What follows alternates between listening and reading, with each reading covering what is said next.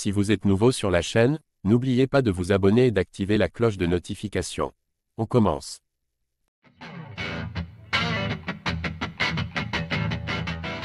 Guillaume Pelletier, invité de l'Apogée MMA, revient sur les performances de son combattant, les ajustements nécessaires et les promesses d'un retour au sommet. Benoît Saint-Denis, surnommé God of War, a connu une année 2024 difficile avec 2 revers marquants. Lors de l'UFC 299, il a affronté l'un des poids légers les plus redoutables, Dustin Poirier, et s'est incliné par KO au 2e round d'un terrible crochet.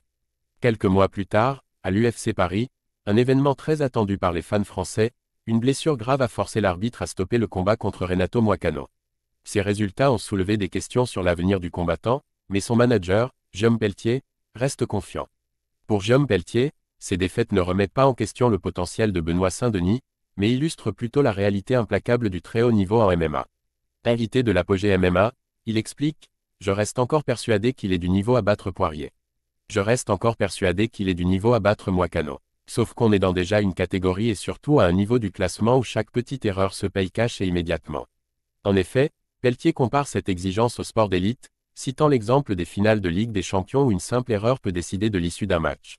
Selon lui, ces revers ne signifient pas que Saint-Denis est en dessous de ses adversaires, mais soulignent le besoin de perfectionner son approche. God of War, rappelle-t-il, n'a commencé sa carrière en MMA qu'il y a 5 ans. Malgré son ascension fulgurante et ses victoires spectaculaires en 2023, Benoît reste un jeune combattant encore en pleine progression. Il est en train de modifier des choses dans son environnement, dans sa façon de s'entraîner.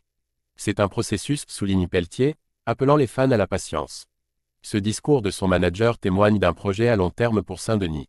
Loin d'être découragé, Pelletier voit ces obstacles comme des étapes nécessaires dans la construction d'un athlète capable de rivaliser avec l'élite mondiale. Benoît va revenir. On va retrouver le Benoît qu'on a aimé en 2023, promet-il. Avec ses ajustements et cette détermination, Benoît Saint-Denis semble prêt à écrire un nouveau chapitre de sa carrière. Les attentes sont grandes, mais la confiance de son entourage pourrait bien être l'ingrédient clé pour un retour triomphal.